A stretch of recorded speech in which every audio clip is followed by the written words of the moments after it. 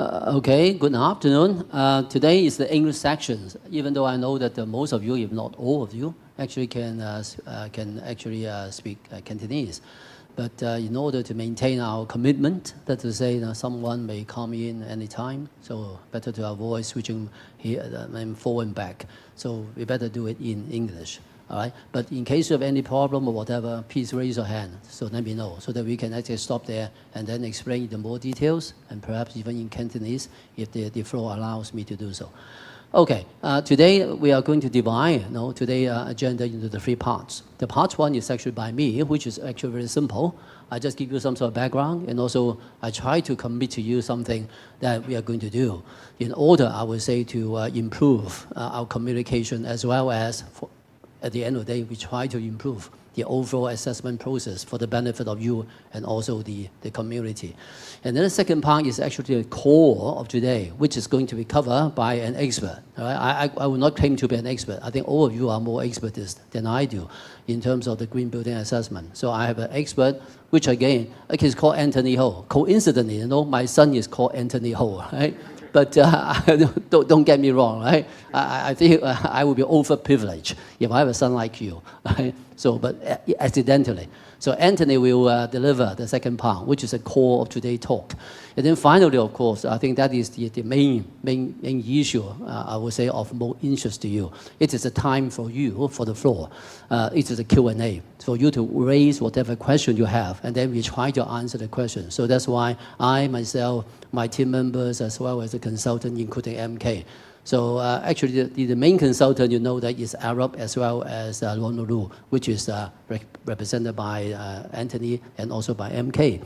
So MK, today you can see that he is on wheelchair because he got a little bit of accident out of something I think he liked because of love, right? So he actually injured himself. But thanks to him as well, because today he come here just to answer any question from the floor regarding the version 2.0.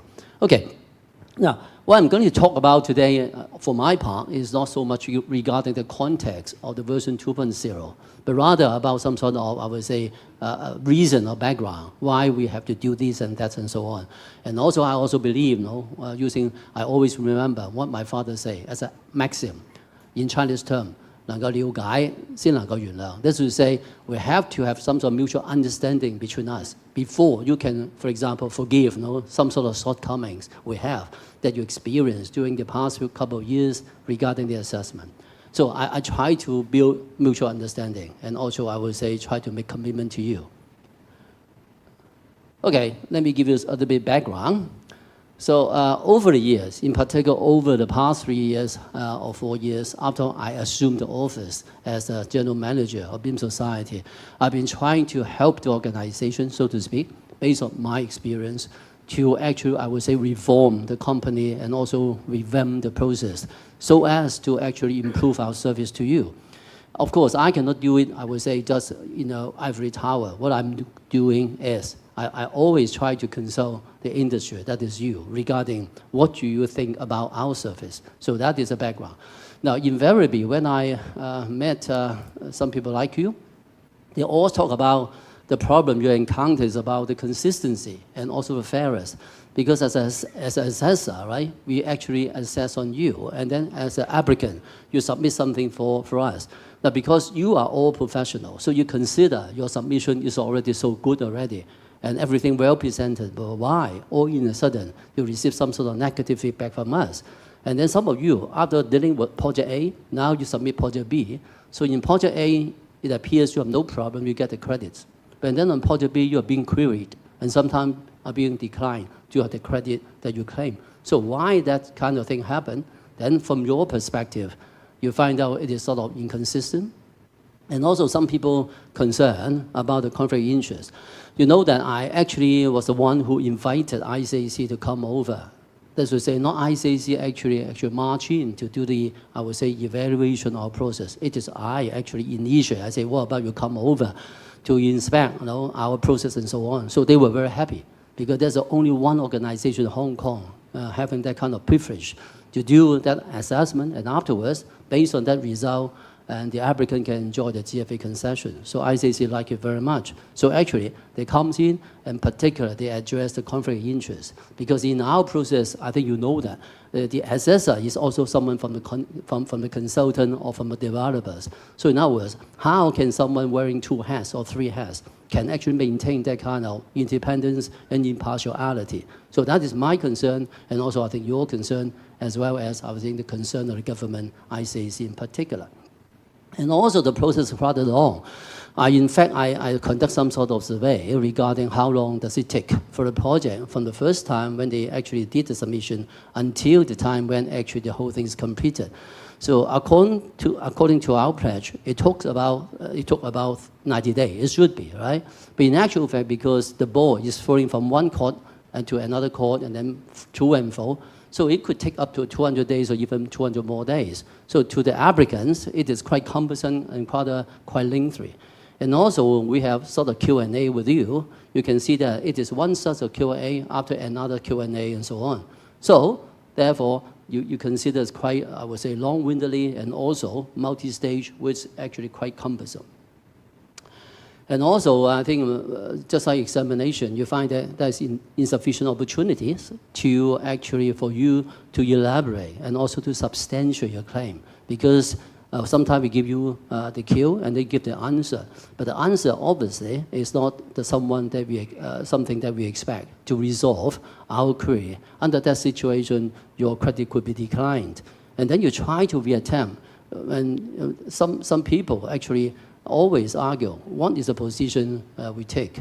So we are taking a position like an examination authority. That's to say, you tackle the question, you make the answer. I will not try to help you to gain the grade. It is you to gain the grade. And then I just assess you, that's all, right? Under that situation, you seem to be rather helpless. And also, you have no chance to actually support your claim again. And later, I will tell you the solution. Of course, one of the solutions today is we try to revamp the version 2.0, the 1.2 to 2.0 to receive some of this issue. But at the same time, of course, I'm doing something on the process, and also later I tell you, apart from that, what else we can do to actually lift it into another level of performance to your benefits. So, and also lack of direct communications. If I remember correctly, that kind of forum like this, and also the round table and so on, they were never held. But now I would like to hold it rather regularly so that we have direct contact. And so there's no direct and positive feedback, and also it is a sort of what they call a black box. Now this is, I would say, a rather, I would say, unfair misconception regarding a BSL. People try to compare us with, for example, LEAD and BM. Now, I have no intention, I would say, to look down the other system. I think they're also very good system. But at the same time, I think to be fair to BIM society, we are actually the most open to one. Given that, for example, now sitting here is one of our director, HK. He has a full-time job with the Architectural Service Department, MK, coming from the consultants, and also a lot. You know, where all my bosses are actually coming from you. So this is exactly what I'm always saying. We are from the community. We are by the community. We are for the community. Because even all the judges within the room, when they do the assessment on your submission, they are actually all your counterparts in different organizations. So it's not just me or just a few of the staff to actually do the assessment, I would say, single-handedly and without consultation. But rather, everything is decided openly by the industry itself. So in other words, we are the most open one rather than closed one. So some people say, well, because I have no chance to actually articulate my points, for example, in front of the one who gives the assessment result. So from their perspective, it seems to be black. But in actual fact, you have representative, very wide representative, representing the industry to actually, I would say, to guard against your interests as well. So I just try to make this opportunity. But I will make another step of improvement, which enables you to have, I would say, more direct, sort of, I would say, fighting with the one who actually challenged your grade. And later on, I would do it today as well. And the feedback channel, you say, there's seldom sort of dialogue between the industry and the BSL. So therefore, we are going to do more like this. So if I remember correctly, over the past sort of 6 months, a forum like this, I think we already have held about 4 or 5 times already. And also, lack of online. This is, I would say, one of the biggest drawbacks, I must admit, because we are using quite, I would say, very labor-intensive process, basically using the professional to do, I would say, reading the material and try to do the assessment very much like use the computer, nothing more than just like, I would say, a word processor or Excel, whatever. But seldom have used anything to automate beyond this step. And later, I will tell you more about this. Okay, so there's quite a lengthy list of feedback, but to summarize, are the key points that I mentioned just now. And also, I can summarize within 3 statements. The first one is to say time, time, and time. That's all. They want shorter time possible. And number 2 is consistent, certainty, certainty, certainty. What kind of certainty? You want to be certain, that is to say, before you do the submission, you do some sort of self-evaluation. Where do you stand? How many credits that you can safely actually pocket? But that kind of certainty seems not there because, say, looking at the past sort of submission, once you gain the grade, but this time you try to do the same thing, it appears you may not get that kind of, I would say, easy path to get the credit. So in other words, you want some sort of what I call vertical and horizontal certainty. What do you mean by horizontal? That means project A, I got the result just like the law, and you can cite that kind of, I would say, authority, and then you can actually use it to gain the credit in another project. So this is what I say horizontal consistency. Then what about vertical consistency? That means once you make the claim at the PA stage, and then we give you the credit, but then sometimes to your surprise, when you submit the same thing for the FA stage, you suddenly receive some sort of, I would say, rather hostile sort of feedback. No, you will not get that unless you do A, B, C, D, and so on. So in other words, that is no vertical consistency. Now, if time's allowed, in future, I will have another forum like this so that we can explain to you how we actually achieve vertical and also horizontal consistency, but at the same time, we want to maintain the standard, being also consistent. Because sometimes the reason behind may not be the same, but which is unknown to most of you, because you have no chance to participate in the direct deliberations of your projects. So as I say, later we can do it. But this is what you're concerned about, the certainty. That's what you say, once you submit it, you can tell your client, yes, I'm going to get platinum. Because of, yes, I'm going to get 76 credit out of 100. So that is the case. But rather than surprise at the end of the day. And also certainty, as I mentioned, regarding, I would say, the interpretation of some of the manual requirements, the consistency and so on. Now, I did not mention money, even though many people complain about our price being higher than the others. But, well, now, as far as new building is concerned, I deeply believe none of you, I would say none of the developer will be so concerned whether the fee is $100,000 or 120. Now, I don't mean that we are indifferent to that. We are going to compress the price. I will explain to you later after I talk about the future. But I say, your main concern, if I read it correctly, is just about consistency, certainty, time, and also the chance for you to direct the deliberations to get the grade, rather than reducing the price by 30%. Now, I'm going to do it, but I say, if I understand, it is not the main concern. All right, and also, sometimes you want to use us as a tutor. So when you bump a problem, you want someone who is always helpful, rather than maintain what we call poker face. So you have a problem, you raise your hand, and then say, okay, that's it, all right? You just try. Using my Chinese sort of analogy, I always say, it seems like playing what we call 打潛艇. So when I was young, right, when we are in school, while the teacher becomes so boring, so the student will find something interesting to play with. So what you can play without being detected by your teacher, very easy. We play a submarine game. This will say, I write a number, right? 4 on the sheet of paper, and then ask you to guess. And then you say 5, I say no, 3, no, and then you say 4, open, yes, you got it, all right? So that is what we call 打潛艇. So some of you feel that, all right, you are actually playing the game because we do not tell you the answer, it is 4, but rather ask you to guess, right? But over the years, I think you already realize we are now become more direct. While we are talking with you about your project, we tell you whether you have chance to gain that credit or not. But of course, you know that. To be very, very, very frank, I and Katerina and so on, we are just, I would say, the facilitator. So rather than the one who make the decision. So we cannot answer and also commit commit the grading on behalf of the assessment subcommittee. So in other words, we cannot undermine the independency and also the, I would say, the final sort of jurisdiction power of the judges. So we cannot commit to you, but we can tell you what will likely be the outcome. Of course, I think we can do it without commitments. So sometimes when you talk to our staff, please, right, forgive them, cannot give you 100% certainty. They can only tell you, yes, according to my experience, over the past 2 years, all this project, if they submit something like that, they will pass, no problem. But if you do this, you may fail. But well, it's up to you to decide whether you want to make an attempt, right? You try to roll the stone up the hill, it's up to you, right? Because this is your choice. But anyway, so now we're trying to give you advices, not just, I would say, some sort of I would say, empty answer to your questions. We try to help you now. And we try to improve the process friendliness and also try to improve the transparency. Okay, so you can see that what we have done over the past 1 or 2 years, we succeeded in compressing the time cycle, for example, from 90 days to 45 days, working days, of course.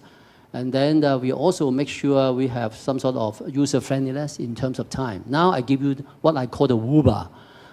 Once you find that 45 days is just too long for you to seek for consent, you can always, at any time, raise your hand and ask, may I have a taxi, a cabin, to carry just 9 prerequisites to the end, so that I can get the consent first, while the main process is still going on, and then be completed, for example, in another 3 or 4 weeks. So that is the way I help you to advance, I would say, your project time cycle. And also certainty, we try to do it. And also now we give you reassessment and post-CLC, and also introduce the review mechanism. You know that apart from being an engineer, I'm a lawyer as well, right? So actually, most of the thing I'm doing right now in the BIM society, in the process, I just either copy from CLP, you know, China Light and Power Company, where I worked with many years ago, and copy from housing, which is a government. I think the procedure themselves is very tight already. I think that is something we can model upon. And also Hong Kong QA, the Quality Assurance Agency, for which I'm the vice chairman, so I know how they operate. And also from the lawyering. So this process is from the lawyering process, the review. It's very much like magistrate. So after the case completed in magistrate, if you are not happy with the result, you do not need to go for appeal. You just go back to the law, to the judge, the magistrate. I want to have a review. Then the magistrate will review the whole thing, and then within 2 weeks tell you, I'm so sorry, I made the mistake. Now that happened. Don't again look down upon that process. It did happen. I handle a case where the magistrate make the ruling, say, yes, right, you are guilty, right? And then I'm going to hand down the result to you within 2 weeks. But to everybody's surprise, within a week they call us back. I want to see all the lawyers. I changed my mind. He become innocent. Because when he actually tried to write something, you find that it is not easy to convict the guy, therefore let you go. So likewise, so nowadays you do not need to pay any money. You can actually seek for the review from us, and then we are going to look at your issue again, in particular with reference to something that you pointed out. That may actually something that we overlooked as being important to your case. So in other words, you can have that kind of review mechanism. And of course, a communication process is very much like what we are now doing today, that kind of direct face-to-face contact. And also, I'm going to, actually, we just held the roundtable forum, even on the interpretation of the credit. We try to issue the FAQ. We are trying to issue what we call the technical circular. In the past, we just have all this deliberated within the BSL, mainly by the expert panel, and then we issue a circular. The chances when the industry receives that circular, say, oh, this is not something seems to be compatible, for example, with the industry practice. Now, in order to make sure everything we issue, at least, I think at the least, we have some views from the industry. So we now hold the roundtable to meet a different group of people. You are free to join. Everyone can join. We issue invitation to all the BIMPO. So you can just raise your hand in the next cycle, and then we table the circular that we are going to issue, and this is what we intend to do. And then we ask the industry regarding your views as regarding whether we should do something like this. And then you give us the feedback. we take it back to the judges and for them to deliberate. So in other words, your information, your comments, and also your objection will be reflected back into the BSL before they issue the circular. Of course, we cannot, I would say, comply with 100% of people's will. We cannot, because the views are actually divergent. But we try to make sure that the will represent something which is, I would say, most compatible with the industry. Okay, and so on. So now, this is something I want to commit to you. Now I'm doing what I call the modernization of the process. One way is to do the online submission, and we are going to actually use what I say, the e-form, to drive forward the thing. Now, this is one of the very important solutions. Therefore, I just make use of today's time to tell you, and later I'm going to invite the industry, and perhaps I think in February or March, to join the forum to discuss form by form. Now, I tell you the form. May I have Katie to upload the forms? Again, when you read the version 2.0, some of you had, I would say, that kind of very negative impression. They said, wow, the manual become so much thicker and must be more complicated and more complex. But tell you what, if you read it in detail, you know that. No, I'm not saying that the manual is perfect. But in actual fact, it contains much more information to help you to understand the requirements, at the same time to help you to do the submission with certainty. All right? So don't be scared off by the thickness. And likewise, once I show you the form, don't be scared off by this. I think we have to enlarge a little bit. Can we do it?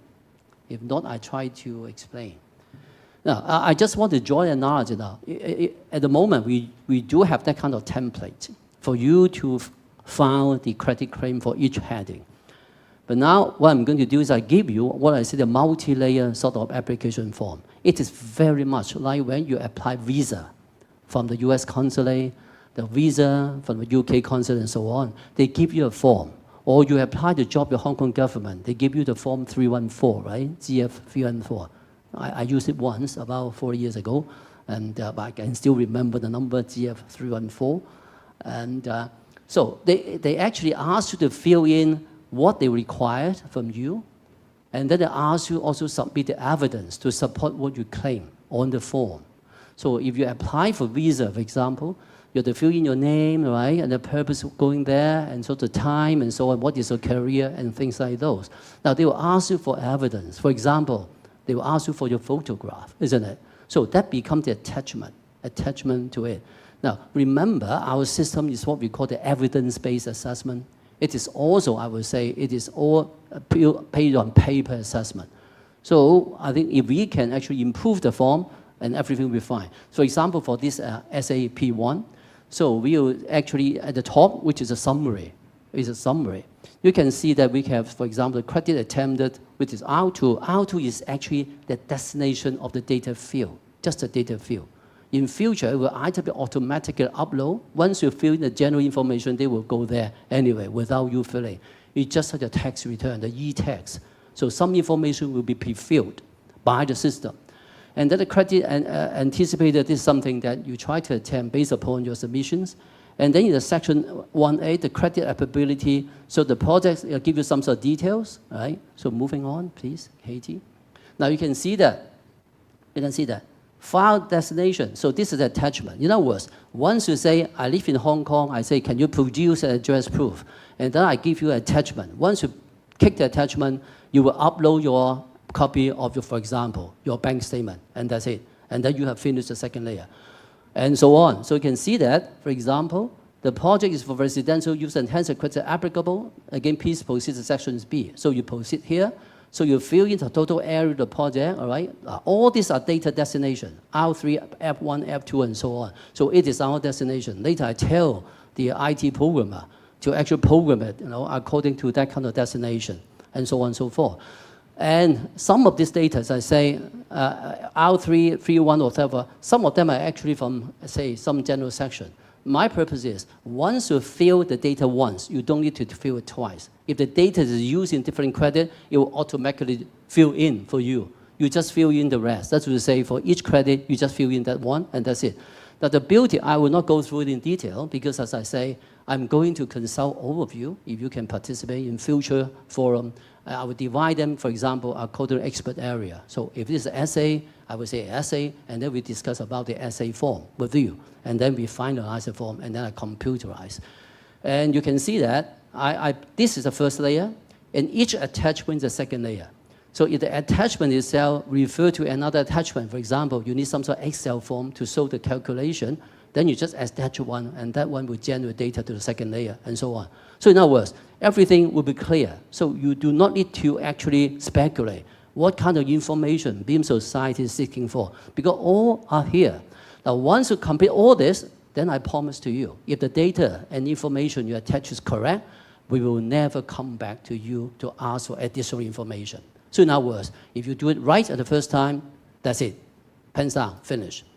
Only when we detect problem with either the integrity or the relevance of the information. For example, if I ask you for the address proof, so instead of submitting a copy of your bank statement, you give me something, write a right piece of paper, you just write your address on the top. Of course, as I say, it is an evidence-based assessment. The evidence itself is too weak. Then, of course, we are going to ask you to elaborate on this. But once you get all this, that's it. Then you can rest assured, I submit, I say there, I can go on holiday, and then we will do the rest, and then tell you the result afterwards. Just roll it up further and further. 好快得㗎啦。Now, you can see that it is a step-by-step guidance, so that instead of looking at the manual and try to figure out what we want, you just look at the description, we tell you what I want, and then you fill in. You either take yes and no, and that's it. At the end of the day, the whole bundle will be there, and then we'll file. And then I'll digitize. Now, another thing I'm going to do is, you can see that some there, you can see some sort of information. Because you have to refer to the manual, I will later digitize even the manual. So once you click that, I hyper jump you to the particular area of that circular letter or to the manual. So you don't need to actually flip the page yourself, because the system will guide you to go to the particular area for you to get the information to help you to actually submit your submissions. So I try to make it very user-friendly for you. At the end of the day, of course, you also enjoy all the information are now in the system. And I give you the key. So anytime around the clock, 365 days, you can just go in and check the information, right? Whether that one is still the one that you want, or you want to actually resubmit something. And also in future, the system also have what I call the chat room. Based upon this one, you as an applicant will have chance to actually participate in the discussions. So why your credit is declined, why your credit is accepted. So in other words, that becomes transparent. Now, one of the reasons you know that why the BIM system, unlike the other system, we cannot allow the assessor to meet you. Because, as I say, conflict of interest is so easy. Because on one hand, he could be a consultant of this particular company for a particular project A. Now he becomes assessor of the same company but project B. So you can know that the industry is so small, it is quite difficult to ask them to maintain that kind of absolute impartiality under that kind of situation. But now, because in the computer system world and the IT cyber world, and you actually only know the identity by number. For example, this assessor 007, he's a James Bond, right? And perhaps later I give them some nickname, right? For you to easily remember. So he's 007, this 008, and so on. So you talk to actually just, I would say, someone with an ID rather than with a name. So everybody become, I would say, more willing to actually go forward with their information. So you can see that there are quite a number of pages and so on. But again, don't scare us by that, because it is just a guideline. Page by page, ask you to fill in. All right? One of the solutions, of course, we are going to enhance the manual, the version 1.2, which has been actually used for quite a while already. So we believe there are quite a lot of areas that we need to improve. So this is the answer.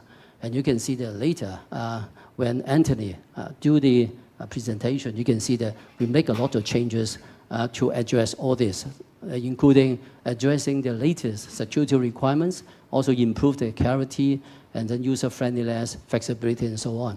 Now, I would say that seeing is believing. So after Anthony's presentation, I hope today when you go away, you may not be happy, but I hope that you have become happier. That's to say, I'll tell you what, a submission could never be happy, no matter what we do. because you are still going through some sort of examination, right? I could not make you happy, but I want to make you happier. And by that kind of engagement like this, I would like to make you happier and happier every day. So this is the whole purpose. And hopefully, Anthony, now I pass over the time and also the floor to you to do, I would say, the core of presentation today. Okay, good evening, ladies and gentlemen. Thank you very much for attending this sharing section. And first of all, thank you, CS, for a quite informative introductory sections about the upcoming BEAM version 2.0. And I would say, put it this way, he's a kind of father for the new BEAM system, which he just not only put a kind of guidance to how technically how we approach the new system, but also you can see that he shows such a kind of good visionary approach to overhaul entire BEAM assessment system. So big hands to CS. So I'll go into the detail for this technical system, what we're going to use in the coming years. So for this one, BEAM Society actually make a very good visions on the upcoming version of BEAM Plus MB tool. So you can see that hopefully we would like to make, with all our help, people in this room and also from people who are not attending but also practicing building in the industry in Hong Kong, we're looking for a kind of very green future for the Hong Kong. We hope BSL set a very clear visions that make the Hong Kong, the building sectors green. So put it this way, we all knew that the buildings in Hong Kong consume over 90% electricity of Hong Kong and nearly representing 70% of carbon footprint of our city. It is undoubtedly for all of us in this very room, top building professionals, to be taking up the leading role to drive the changes in building industry for a greener and sustainable future. So hopefully, we all see that all our buildings in Hong Kong with a kind of mark with the BEAM Plus system. So with the vision set, we put it in a kind of ambitious but down-to-earth fashions to approach the new BEAM Plus 2.0. Since the launch of BEAM Plus from year 2010, BEAM system have reached all new level in practicing sustainability in new buildings.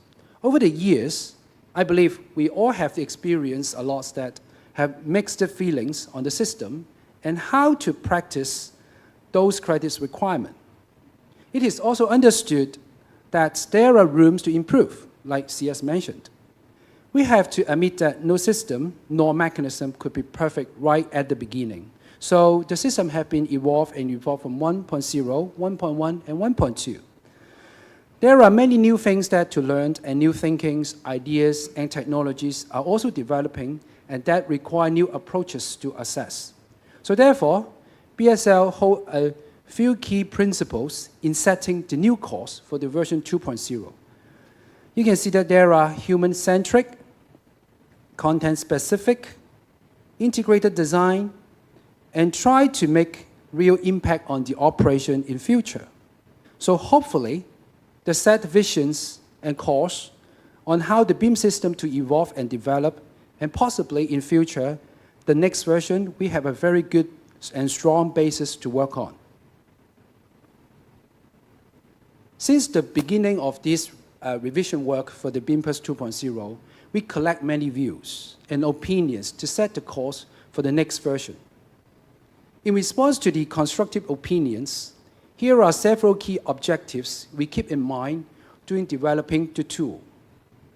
Beyond and above an excellent statutory requirements of Hong Kong, adaptability for various building applications, certainty and clarity on implementing credit requirements, practicality on value for money sustainable solutions. So that's all we set for the new basis for the upcoming BEAM Plus 2.0 system. In more detail, in this beta version, we generally come to 5 major improvements. Prescriptive routes for many credit compliance is added. This would improve and align understanding on how to approach credits, like CO2, passive design, CO2 reductions. We also streamline the assessments and regroup associated credits all together and align the consistencies among these credits. Like the ventilation calculation, the IAQ, we all use the same occupancy and so forth to come up to the same calculations or different calculations to different credits. And also we clarify, have better clarity on the assessment criteria, and submission will be improved, like what CS showed that how the upcoming submission will be well documented in a good fashion. And the new tool, we introduce step-by-step credit requirement, first incremental award. This could be welcomed by the mass market. For example, like the new renewable energy credit, we created step-by-step award on points, like if you do the study, if you do the design, or eventually you do the implementation on-site, then you could gain more and more credit step by step. So possibly, maybe the first time, a project or the client would attempt maybe the option A, just the study, and then with more experience later on, he could attempt the full credit with full points in other projects. And finally, we also have the scheme that expanded in the scope for more comprehensive assessment. So that's some major improvement we put into the new menu. And also, apart from those objectives, we revisit the approaches during developing the new tool and adopted the new approaches. We put it in a progressive and step-by-step improvements. There are new credits to promote healthy living for future occupants, and also to promote cost-effective and sustainable processes, design, and project delivery. Furthermore, we increases the emphasis on passive design. So that's all we very honored in previous version 1.2.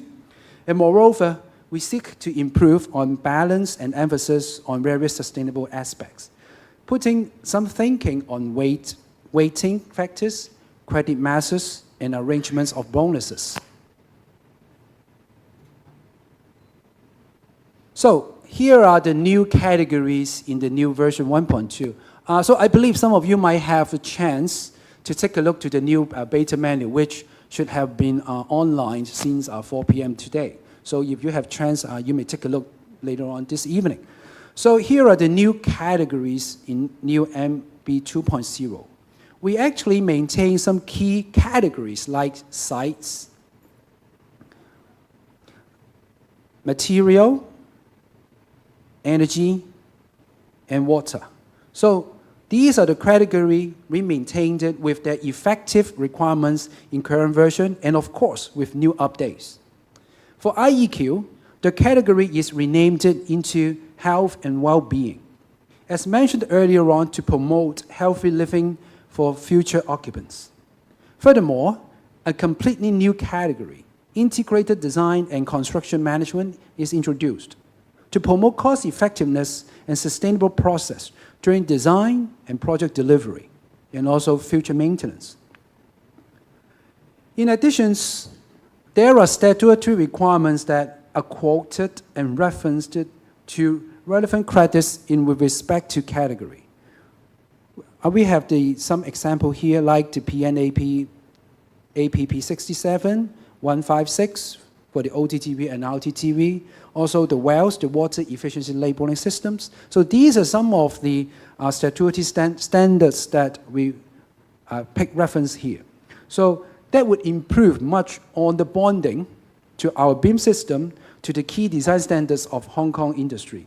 This actually especially benefiting to those prescriptive approach of the credits. I'll touch on that later on.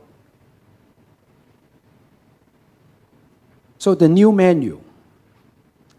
Some of you might actually ask the question that, like CS has repeatedly mentioned, the new menu has been much thicker. Well, over 60% thicker, actually. I do a little of calculation, from 234 pages to 377. So that's a jump, I would say, but as CS mentioned earlier on, actually this is really a good increase with a lot of contents that detail how the credits should be implemented and approached. Obviously, let me give you some quick check. In version 2.0, we increased the pages that would help you to show you how to do the job. But stick with me. We overhaul the BIM system and rearrange the credit and requirements across the entire MB tool. Now the numbers of prerequisites and credits remain and almost the same, but we upgrade the contents and the knowledge within. Furthermore, the new system is working on to welcome a broader market of project variety. Right now, the approach of assessment has been repositioned that only 15% of credit could only be approached by simulations. That means more credits are now readily to be demonstrated by prescriptive documentation, which up to a level of 40%. This is a fundamental changes that not just engineers or technical men would be the key person for the major chunk of credit.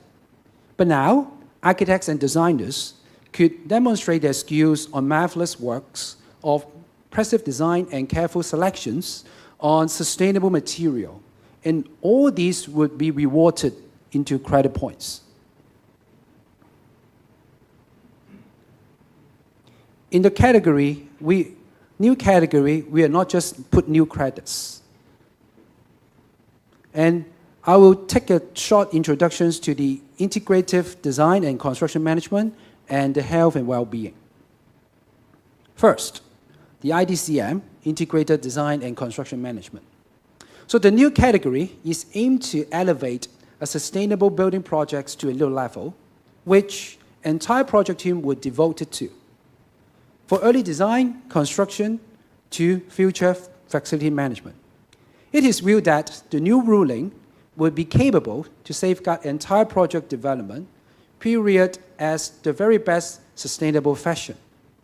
Also, some of the credits previously from other credits, which holding such objectives, are now shuffled to this category, like construction IAQ and environmental and management, etc.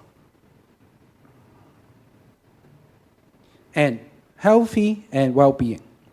The restructured category is not only promoting good IEQ, indoor environmental quality, but also putting the focus at occupants.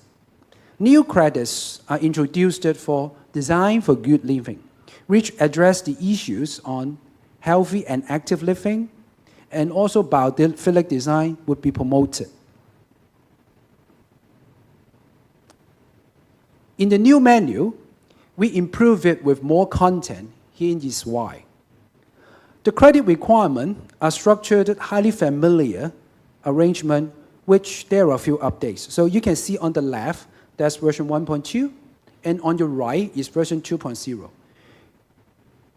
The purpose of the updates is especially for clarity, which align all users of the menu to the same understandings.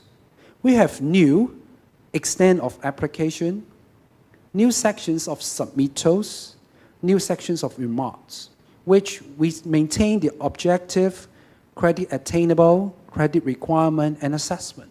So actually, we beef up the menu that's to allow you, the user or the future applicants, in a way that you have better understanding on the menu to your project, and also the BAS would have the same understanding to the menu and interpretation to your submissions, and for the certainty and clarity in the future submission. In the new guidelines in the new menu, we have the new guidelines portion, which help you to shape your report content, which details what you should be include in the documents. And that is part of the clarity and the standardization on the calculation method to your credit approach.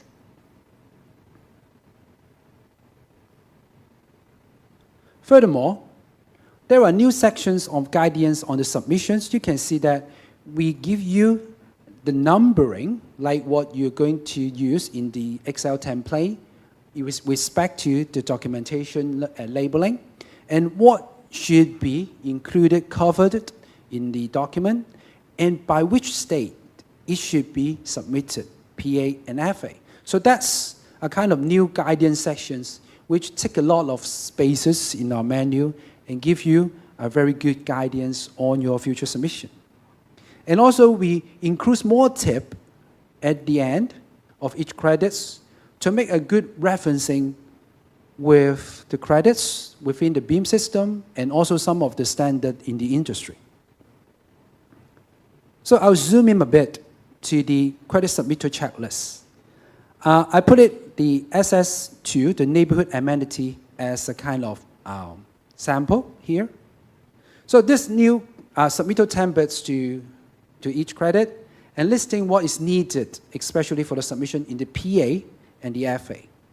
The guidance is good, and first of all, we give you the numbering and organization of supporting documents, and also what would be needed to demonstrate the credit compliance. And of course, when you have to do it to the PA stage or the FA stage, you have the certainty when will it be needed or would it be needed during this stage. And cross-referencing is another key to our new menu. Now, the relevant credits will be listed across the menu as they might tap to the same issues, aligning the same basis of performance calculations, cross-referencing to the same issues per different assessment perspective. As I show on the screen, you can see that this is an SSP1, the minimum landscaping requirement. So this credit assesses the minimum requirement of the greenery of your project coverage. But actually, this would also relate to other credit like the urban heat island mitigation, water efficiency irrigation, and also the biophilic design. So these are some of the credits that possibly you do the design once, do the submission one, and documentation one, and then actually help you across the entire submission. This is a much efficient way for you to understand the new menu. So I'll go through deeper into a few examples of the new credits, in the new menu 2.0. So first of all, I'll go for the pedestrian orientated low carbon transport. So this actually talking about the amenities surrounding our projects. So the assessment criteria on the walking distance, it has remained the same. What you do right now is the same what you're going to do in the future version 2.0. And we put more details in the menu on how to approach assessment criteria. So the assessment criteria is now right clearly on the menu. So you won't have any dispute between you, your colleagues, your counterpart, and the BAS. There is no more ambiguity. And in addition, we will supply you an Excel file that's to provide easy documentation for this credit achievement. The next credit is the MWA6, the recycled material. So we are expanding the optional routes to collect more credit points in the all-new menu. For example, in this credit, the assessment, again, remains the same. But right now, when your project will be able to achieve sub-item A, B, and C, which means attending the recycled content for the outside surface work and structures, the building facade structures, and also the interior non-structural elements, all these three aspects, then you actually grab another bonus point. So we open up a better prescriptive approach and welcome more better achievement to gain more points. And another credits is about water use. The assessment is the same as the WU1 in version 1.2. We have the same point scale, 20% saving for 1 point, 25% saving for 2 points, and so forth. And furthermore, we introduce a new bonus point that's if your project would like to go for the extra mile, and even more in the performance to up to 40% saving, you got an extra bonus point. Very tempting. And there's a credit that in the current WU of version 1.2 is quite difficult or even fearsome for people to consider, is the water leakage detection system. Now we have better definitions to the approach, and we believe in version 2.0, this credit will be more user-friendly to adopt. And I'll go deeper, especially for the prescriptive path. Like in the EU2, the reduction of CO2 emission, previously mainly depending on the energy simulation. Of course, your project might go for the the passive design route, which entirely on other kind of assessment. Right now, we actually have introduced in the EU2 the credit we already have the two paths within. Left is the performance approach, which also with the active system in the design and passive design, which you would have to use the energy simulation to prove your reduction performance.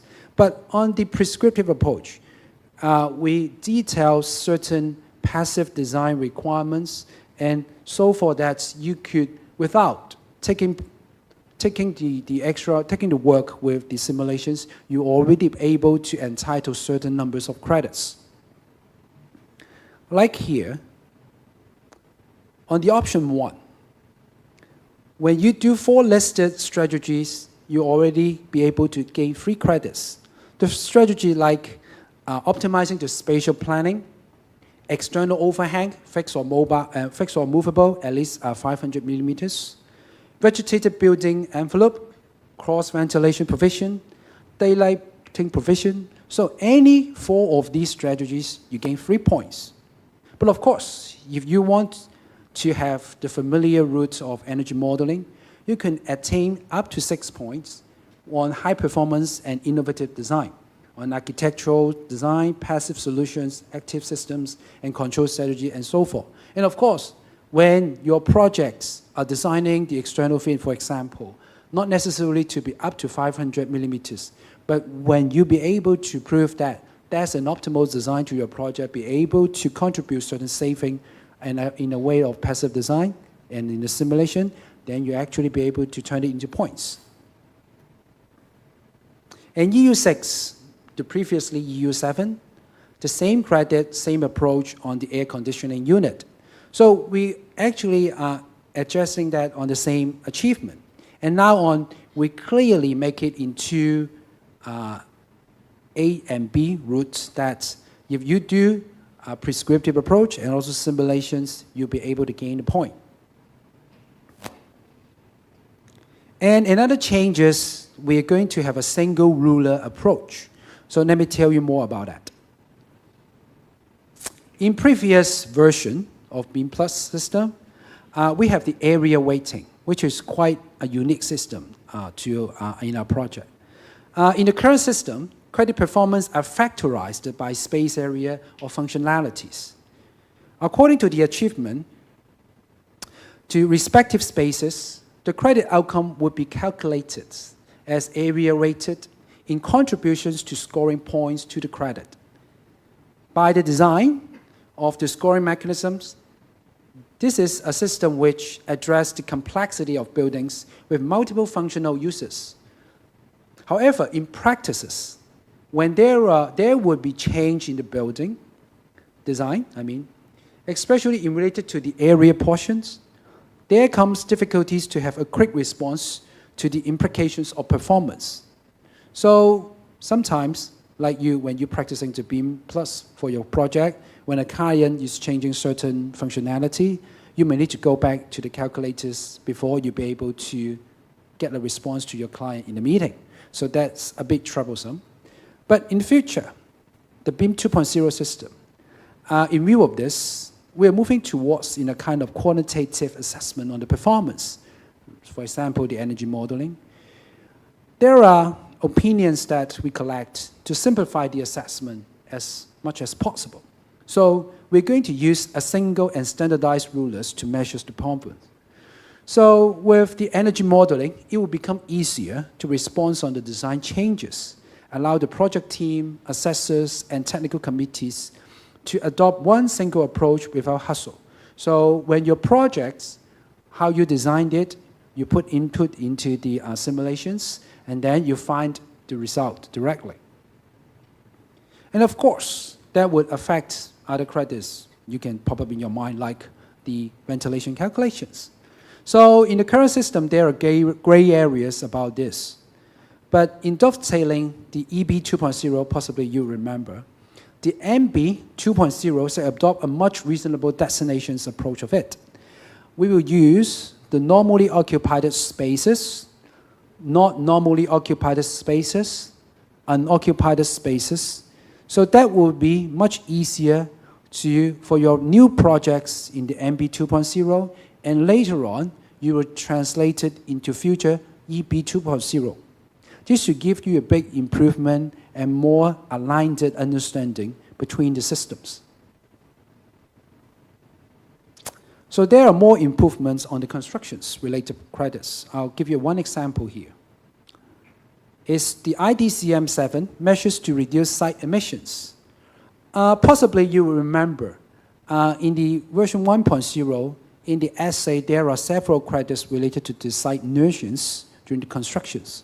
So sometimes some project might be unfortunately get convicted, you will lose the credit entirely, no matter in which stage, maybe so early or at the final month before your project completion. So unfortunately, there were kind of convictions. You may be doomed it and lost the entire credit. But right now, in the IDCM7 of version 2.0, we introduce a new dimensions to understand that. We will take the project in a kind of sectored stages. Like if a project is a kind of completed scope from demolitions, foundations, to superstructure, we'll give you a kind of ratio of construction management between the beginning of demolitions, foundation, and superstructure. So put it away that like 0.2, 0.2, and 0.6 ratio. So assuming, unfortunately, during the foundation stage, your project got convicted. So you would just lose 0.2 points for this credit. But if you maintain a good practice after all, you learn the lessons and try to keep a very good practice to your site, you'll still be able to maintain a 0.6 point afterwards. So in overall, for this credit, you may be able to gain 0.2 to plus 0.6, so 0.8 point. You're not losing everything. So that's a good improvement, step-by-step improvement. So, but of course, some project might not have the demolition, so we change the ratio a bit, 0.25 to 0.75.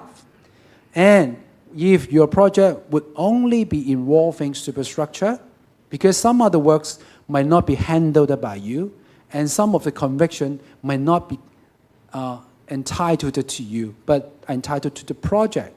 So in previously, it might be a bit cruel that you lose the point, but right now, we will give you a flexibility that during the period under your project control, you will have to be vigilant.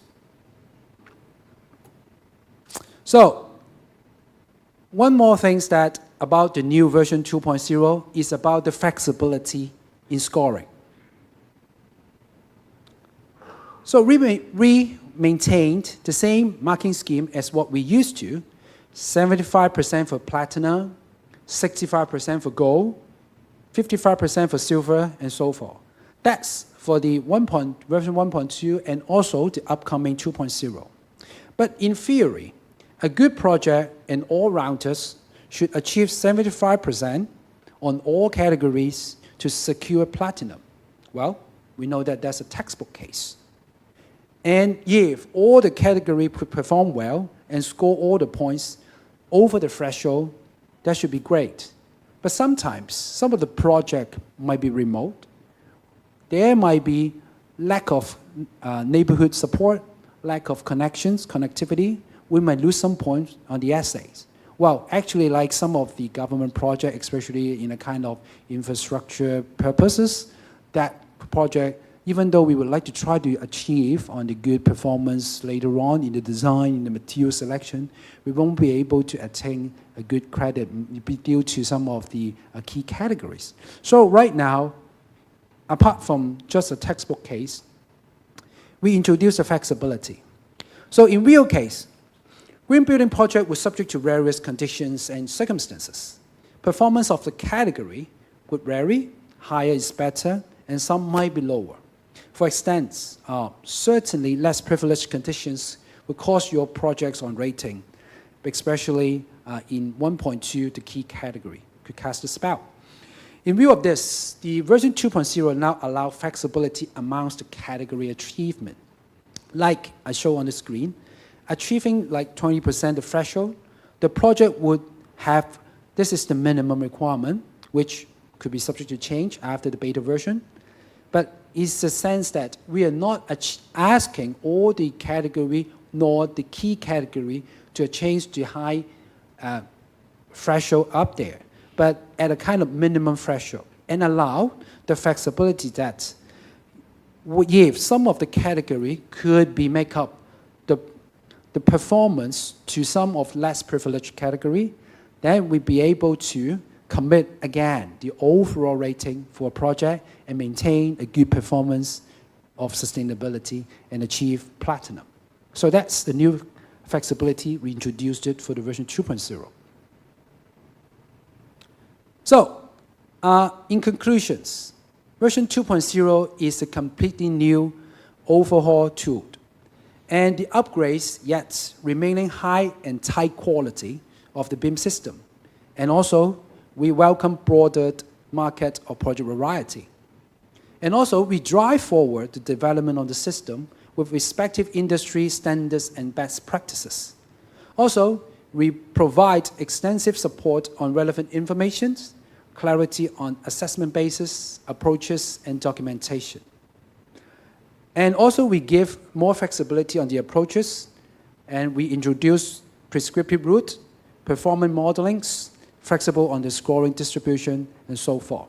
So that's the new version 2.0 system. Thank you very much.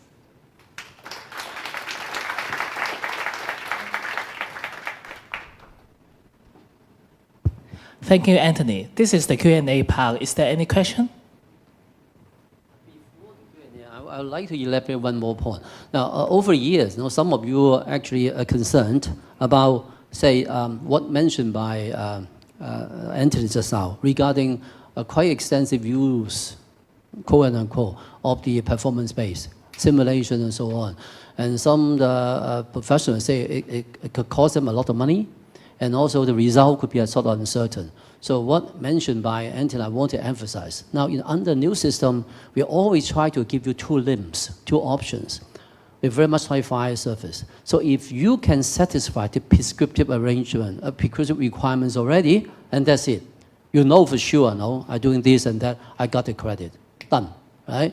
But on the other hand, for some project, because of some sort of physical constraint, as mentioned by Anthony, you may not be able to meet the prescriptive approach. Then, actually, you can use the alternative. So in other words, it is not mandatory, but rather alternative for you to consider, just like a fire surface engineering approach. So I can meet the red book. So I try to do something which I can revamp, so to speak, I would say salvage my grading. So in other words, it is no longer a hurdle, but rather it is an option that helps you to actually overcome some of the problem you encounter in your projects. So this is one of the major changes. So I think we have made a very positive response to the industry on this point, okay?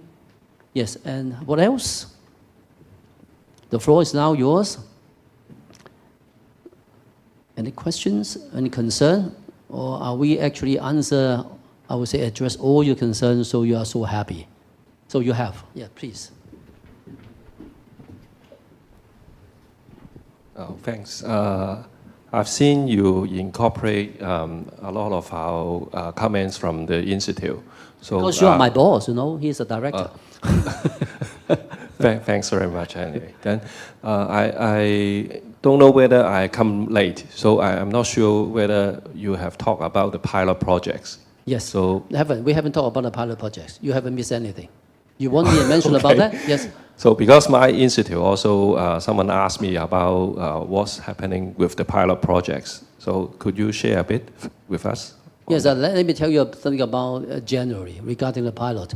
Now for this project, well, it took us quite a while to solicit, so to say, to the industry to respond with some sort of pilot. And eventually we may make success, but longer. I mean, it takes longer time than we anticipated. We have 3 pilot projects instead of 2. The reason why I increased it to number 3 projects instead of 2 in what we did actually previously for other version, because we believe by using pilot, we can actually get more feedback on the actual application of the new tool, because it's already quite a bit of change there. And number two, I try to buy in the support from the industry. So hopefully, I think we are going to complete the pilot by the end of December, right? Or hopefully, because we are learning, everybody's learning. And perhaps, Anthony, you can tell a little bit more regarding the pilot. So the pilot project, like CS mentioned, we have been receiving lots of questions from those pilot organizations because we tried to present a lot of information on the beef up version 2.0 manual, and still possibly because the manual is so new to them, they haven't been. We didn't sit side by side to them to have a kind of a very caring explanation to the understanding. So sometimes possibly the pilot organizations still use the thinking of version 1.2. So actually the understanding was a bit not aligning to what we tried to present to them. So it takes a lot of time for them to twist a bit on the understanding and then to align it to what we're trying to do. And of course, some of the project actually, when they put forward to do, possibly you might recall how CS called for the pilot project. Those projects are actually was designed to proceed with version 1.2. So when the project was actually designed to be proceeded with version 1.2, but suddenly the project team tried it also to adopt to 2.0. So there is actually a gap between the two systems. So you can see that some of the works might be like simulations or some of the design actually got to be, we worked it a bit in order to cater the requirements of version 2.0. So, and tried to demonstrate how to comply to our new requirements. So there's a bit of time, I would say, spent to actually aligning our version 1.2 project and also aligning to our newer standards. Of course, our standard once got more elaborated and a bit of explanations to them, they might say, wow, oh no, we got it. So we could have to we think a little bit another way in order to understand the 2.0 rather than the usual common way approaching version 1.2. So hopefully we are looking for a kind of completion, maybe, possibly, by the end of this year or early next year. And also I want to emphasize, we actually play well. We tell them we actually do it SCF in future. We do it formally. Rather than we sit beside them and say, let me guide you through. Because we ask them to read the manual as if it is something that you have to face in future without our help. If they can understand, this is the first step. But if they cannot understand, then I think there's area for us to improve, to make sure they understand. Or if they understand, but understand incorrectly, again, it's also the area for us to actually touching up. And also one of the good news to you is, we are actually using the process as well as our in-house process to generate what I call the data dictionary. So in case you find a certain term, that could actually turn on different interpretation. In future, you will find that I will give you a dictionary. So whenever you go through a manual, you go through a certain term, for example, what do you mean by, for example, the provision, for example, EV, you have to provide the provisions, 50% of whatever to gain the credit. What do you mean by provision, right? And what do you mean by is ready? So this kind of word can turn on different interpretation. We'll give you this. So we are making use of the pilot to make sure it is understandable by the industry. And then we patch up. Thanks, CS. I think it's very, very good for us to share this today, but I'm wondering whether the pilots, after completing, you may be amending or further amending the standards before it can be formally released for use, or are you going to press ahead and release it for use? Yes, Ada, you are quite right. The reason, this is again unprecedented. Never before we had that kind of beta version. This is the first time. And out of the collective wisdom of the rollout task force, say, well, because of the change, you better release a beta version. So now we do. And then the pilot is actually going in parallel. So afterwards, after the pilot, we are going to have a very complete review by actually, first of all, the project team, and subsequent by the steering committee. Because we cannot actually I would say, ignore the steering committee, which represent the entire industry. So all the changes will go back to the steering committee, and then we say they make the changes, and then we touch up, and that become the formal, I would say, version 2.0. Therefore, it is not going to be sort of rolled out regardless of the pilot. Otherwise, it lost, I would say, all the merits of using mirrors to actually drive, I would say, the system which actually enable the industry to actually better feedback and then better improve the manual itself. Yeah, I can supplement a bit on this one. Like when the pilot, the current version of the version 2.0, when it was being written, actually we were referring to BEC 2015, the code. But right now, at this moment, the code has been revamped to BEC 2018. So once the final version got to be put forward, before that, we got to have another kind of work at our office that we are going to change a bit on the, especially related to the energy simulations and the energy performance assessment, that we're going to align the saving and the requirements of BEC 2018 rather using the 2015. So that's some of the things that we already visioned we got to change after the pilot schemes.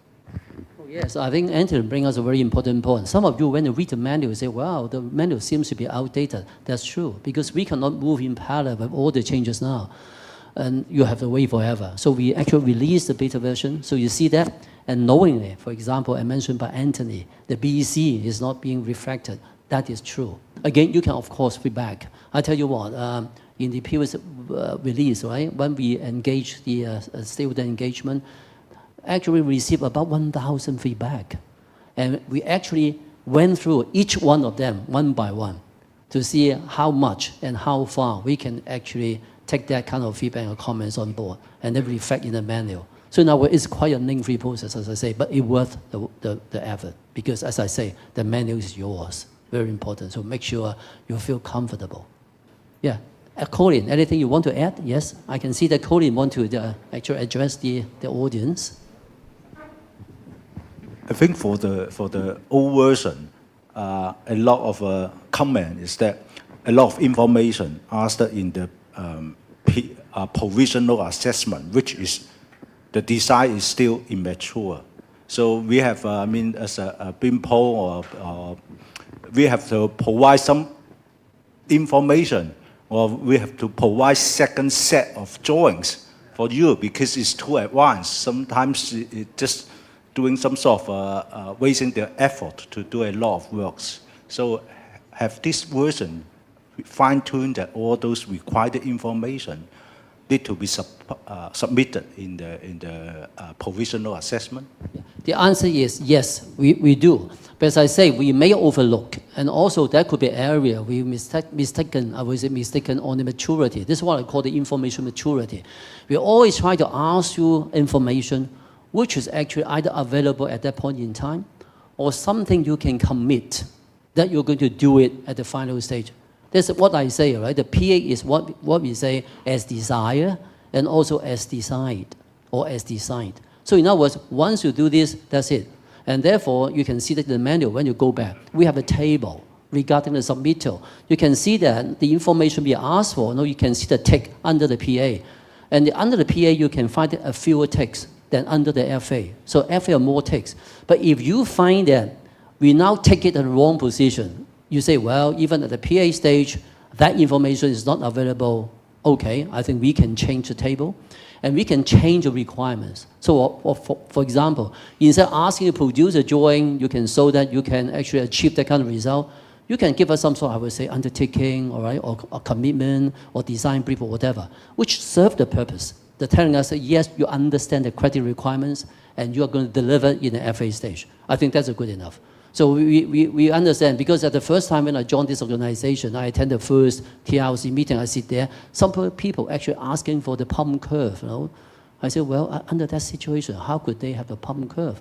They don't even have the main contractor in place, and not to mention about the special contractor. They can only give you, I would say, a generic one, right? But not the one they're going to use anyway, right? So things like those. But remember, we are going some sort of evolution. know, the history of BIM, even though long, but actually in this particular format, and also with the DFA concession provided, it is just a very short history. So we have to allow time for us to evolve and also to improve. And you are the one who can help us to improve. So don't keep silence. Today, I understand the clock is already 8, so everybody try to be quiet and go away earlier.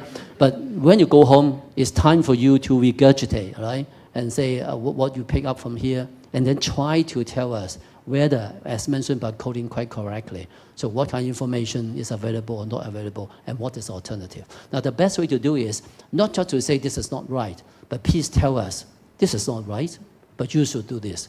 I think to us, it would be much more, I would say, beneficial to us, and also to you. Because if you allow us to dream some sort of solution that may not meet you well, so you can tell us this could be done, we will consider seriously. So last time we have 900, and perhaps from now on, MK and Anthony, we may have another 1,000. To supplement a bit like what CS showed on the credit template for in the Excel format, what you're going to submit and how you upload it, that's the actual process you're going to use in the version 2.0. And also in the new menu, remember that I show on the screen, there's a table that's at the very same name labeling and the requirement of each document in each stage, PA or FA or either both stages. So it helps you to understand the requirement for each credit and also what you have to produce to support that we're going to achieve the credit. So we're trying to help with the new menu and let you guys in the future for the project more approachable to each of the credits. So it's not just about the SS, but every credit we have this sort of submittal table. So it should be much more easier to use in the future for the entire BIM system. And also, when I give you the e-form, of course, I actually ask you for attachment. And that attachment, for example, today when we go through the standard subcommittee, we even draft this template of letter for you. So you don't need to think about any alternative. We want that kind of wordings. You know? Once you show that wordings, somebody signed it, that's it. So we accept it as an evidence. If that thing actually has not happened yet, has to be happen next stage. So make sure they're consistent across the board. You don't need to guess. So later when you see the e-forms and so on, I hope you'll find that you're even happier than today. So I think we actually stand on the way, that you want to meet your family. So we better say, I will say goodbye and good luck to all of you. And also, thanks so much for coming forward. And I do hope whenever we extend our invitation to all of you to participate in our forum, roundtable, and things like those, please think that you are influential. So in case you appear in our forum, actually you play a part to actually formulate the futures. So I hope everybody knows that you are key players. So please answer positively to our invitation. We don't mind spending more money, for example, renting a bigger premises like this or venue like this to receive more. All right? Please do come. Thank you very much. Many thanks for CS and Anthony on the sharing today. We hope all of you could understand more about the MB 2.0. So we look forward to seeing you on the upcoming events.